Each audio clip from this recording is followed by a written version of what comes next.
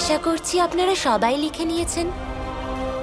চলুন তাহলে দেখি যে আপনাদের পত্রে আর আমার পত্রে যা লেখা তা সমান কিনা।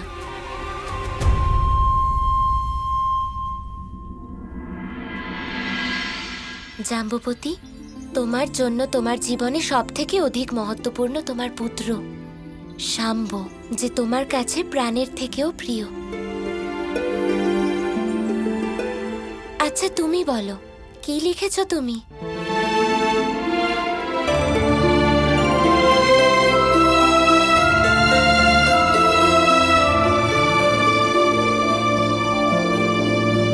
রাধা, তুমি কি করে জানলে যে আমি শাম্ব লিখেছি? জাম্বুপতি, জগতে সব থেকে মহত্বপূর্ণ হয় সম্পর্ক। সম্পর্কের থেকে আর কিছু বড় হয় না। আমি জানি তুমি কত লড়াই করে শাম্বকে জন্ম দিয়েছ, তাহলে ওর থেকে অধিক মহত্বপূর্ণ আর কি হতে পারে তোমার কাছে?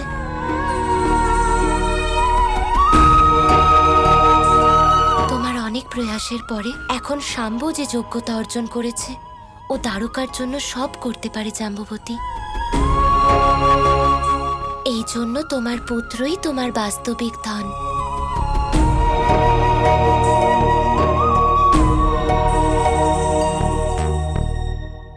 রেবতী, আপনার কাছে সব থেকে মহত্বপূর্ণ হলো বলরাম দাদা, আপনার প্রাণের থেকেও প্রিয়, আর উনি আপনার বাস্তবিক ধন। ওনার প্রতি আপনার অগাধ প্রেমই ওনার শক্তির উৎস।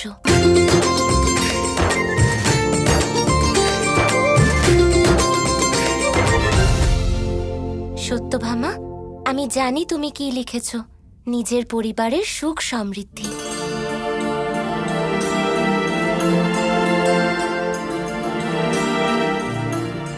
জ্যেষ্ঠা, আপনি আমাকে বলেছিলেন আপনার জীবনে একটাই উদ্দেশ্য, যাকে আপনি খুঁজছেন, যে আপনার প্রেম, আর সেই আপনার বাস্তবিক ধন।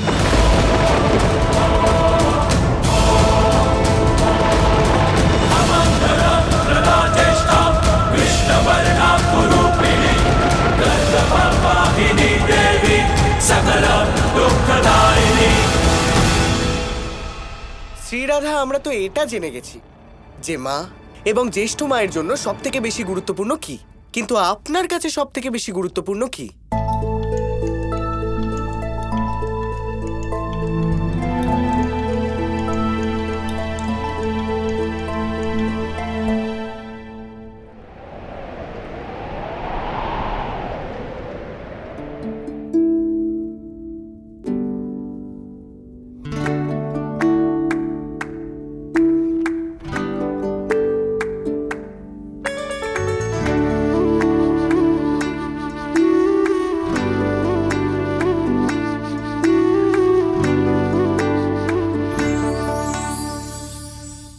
শ্রীকৃষ্ণ, আমাদেরও তো বলুন যে শ্রীরাধার পাতায় কি লেখা আছে।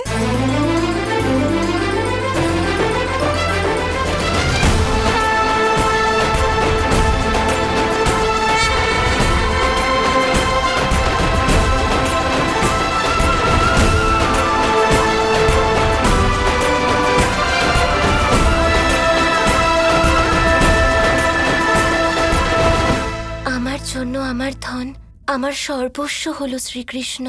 কৃষ্ণকে ছাড়া কোনো ইচ্ছাই নেই। যখন কৃষ্ণ ধনলক্ষ্মীর কথা শোনালো, তখন আমি বুঝতে পারলাম যে এই ধনকে যদি আমি মনের মধ্যে আগলে রাখি, তাহলে না কেউ এটা চুরি করতে পারবে, না কেউ নষ্ট করতে পারবে। যখন কোনো বস্তুর জন্য মনে লালসা জাগে, তখন তা প্রাপ্ত করার পরে সর্বদা আমাদের হৃদয়ে ভয় থাকে তা হারিয়ে ফেলার। ধন অলংকার সবকিছু প্রাপ্ত করা যায়, কিন্তু তাতে মনের শান্তি হারিয়ে যায়। বলো কৃষ্ণ, এই বিষয়ে তোমার কি মত? এই সংসার জানে রাধার ভালোবাসার থেকে মূল্যবান আমার জন্য আর কিছুই নয়।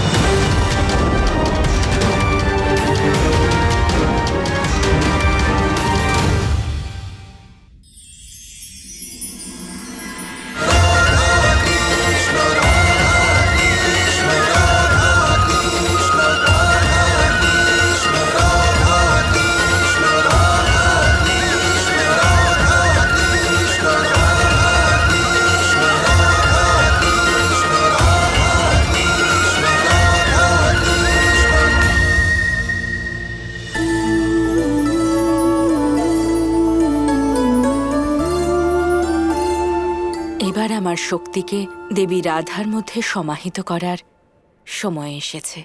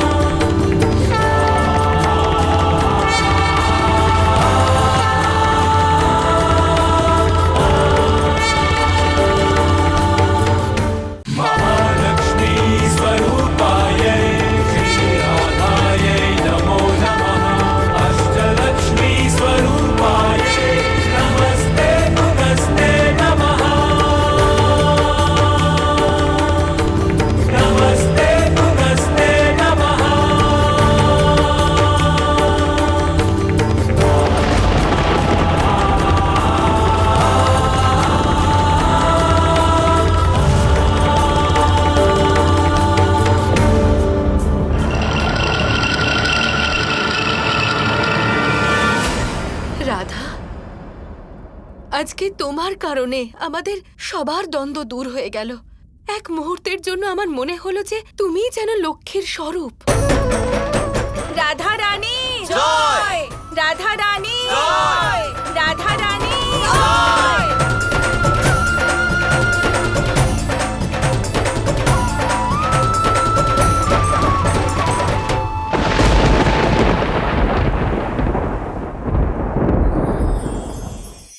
ক্রোধ আপনার অন্তরের আরও একটা শত্রু।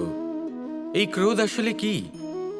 আপনার মনের এক ভাবনা, যা আপনার মনেই উৎপন্ন হয়। এই মন আত্মার সাথে যুক্ত থাকে। এখন একটা ভাবনা যা আত্মার সাথে যুক্ত থাকে, তাকে অনুচিত কেন বলা হয় সেটা বোঝার চেষ্টা করুন। ক্রোধ কখনো কখনো জরুরি হয়, বিশেষ রূপে তখন যখন আপনি সঠিক পক্ষে দাঁড়িয়ে রয়েছেন এবং সামনের ব্যক্তি অধর্মের পক্ষে রয়েছেন আর বিনম্রভাবে মানছেন না। যেমন শ্রীরাম ক্রুদ্ধ হয়েছিলেন সাগরের ওপর, ওটা উচিত ছিল, আর তা ততক্ষণই উচিত যতক্ষণ আপনি ক্রোধকে নিয়ন্ত্রণ করছেন। যদি ক্রোধ আপনাকে নিয়ন্ত্রণ করতে শুরু করে তাহলে পরিস্থিতি এমনও হতে পারে, ধরুন একজন ব্যক্তির প্রতি ক্রোধের কারণে আপনি তার ক্ষতি করতে চান। আপনি একটা কয়লা হাতে নিলেন আর সেই কয়লা সামনের ব্যক্তির ক্ষতি করার পূর্বে আপনার হাত জ্বালিয়ে দেবে। ব্যাস, ক্রোধ এটাই করে।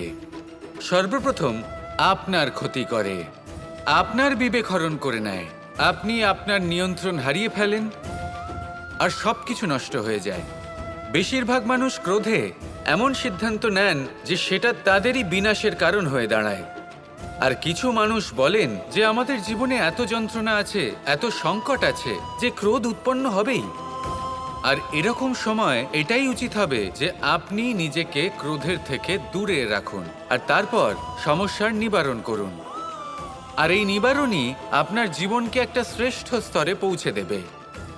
তাহলে ক্রোধ থেকে দূরে থাকুন, সুপ্রসন্ন থাকুন আর আমার সাথে ভালোবেসে বলুন, Radha Radha. Krishna Krishna Krishna Krishna